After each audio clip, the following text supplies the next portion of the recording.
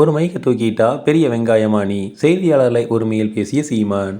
தமிழ்நாட்டில் சட்டமன்ற தேர்தல் நடப்பதற்கு இன்னும் சில மாதங்களே உள்ள நிலையில் தேர்தல் ஆணையம் வாக்காளர் பட்டியல் சிறப்பு தீவிர திருத்தத்தை நடவடிக்கையை மேற்கொண்டு வருகிறது. தேர்தல் ஆணையத்தின் நடவடிக்கைக்கு எதிராக திமுக மற்றும் அதன் கூட்டணி கட்சிகள், நாம் தமிழர் கட்சி, தவேக ஆகிய கட்சிகள் கடும் எதிர்ப்பு தெரிவித்து வருகின்றன.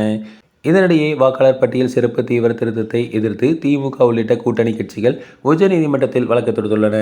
அதன்படி உச்சநீதிமன்றத்தில் இது தொடர்பான வழக்கு விசாரணை நடைபெற்று வருகிறது. இந்த நிலையில் நாம் தமிழர் கட்சியின் தலைமை ஒருங்கிணைப்பாளர் சீமான் இன்று செய்தியாளர்களை சந்தித்து பேசினார். எஸ்ஐஆரை கொண்டு வருவதற்கு மம்தா பானர்ஜி எதிர்த்து மக்களை திரட்டி பேரணி நடத்தினார். அப்படி இருக்கும்போது தமிழ்நாட்டில் ஆட்சியில் பொறுப்பில் யார் இருக்கிறது?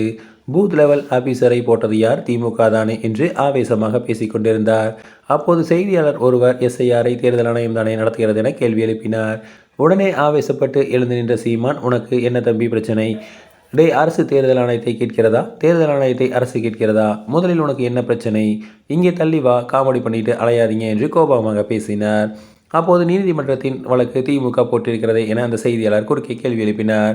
அதற்கு சீமான், நீதிமன்றத்தில் எஸ்ஐஆரை எதிர்க்கிறோம் என்று வழக்கு போட்டீர்களா என்று கூறி அந்த செய்தியாளரை நோக்கி, உன்னை இன்னைக்கு இல்லை ரொம்ப நாளா பார்க்கிறேன், உனக்கு ஏதாவது பைத்தியமாயிடுச்சா? கேள்வியா கேளு என கோபப்பட்டு பேசினார். அதற்கு அந்த செய்தியாளர், மரியாதையா பேசுங்க என்று கூற உடனே சீமான், நீ முதல்ல மரியாதையா கேள்வியை கேளுடா, கேள்வி கேட்க வேணாம், நீ முதல்ல போடா, ஒரு மைக்கை தூக்கிட்டா கேமரா எடுத்துட்டு வந்துட்டா பெரிய வெங்காயமாடா போடா என ஒருமையில் அநாகரிகமாக பேசியுள்ளார்.